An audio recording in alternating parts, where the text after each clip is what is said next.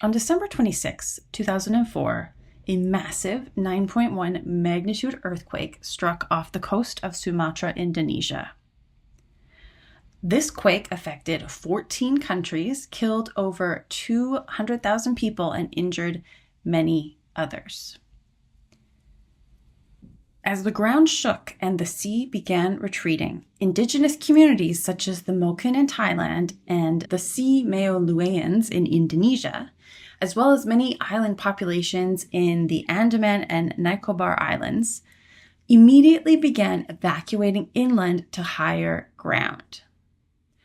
Because they evacuated, these indigenous communities mostly escaped the direct impact of the 100-foot waves of the tsunami that resulted from the earthquake.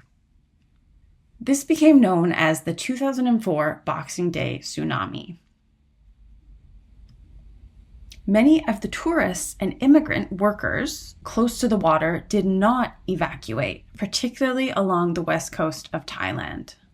These local indigenous communities had knowledge of the specific hazard, knowledge which they had passed down through generations.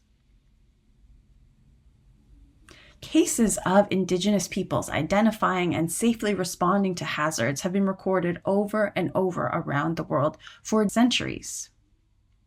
Another example, indigenous groups in the Solomon Islands engaged in self-warning and voluntary evacuation prior to the 2007 tsunami. McAdoo and colleagues in 2009 showed that mortality rates in indigenous villages in the zone of greatest tsunami run-up were as little as 6% of mortality rates in the adjacent villages. This is a huge difference.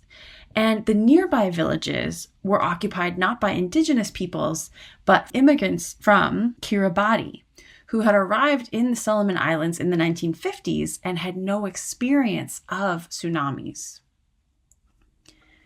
Our goal today is to think more deeply about indigenous knowledge systems and disasters.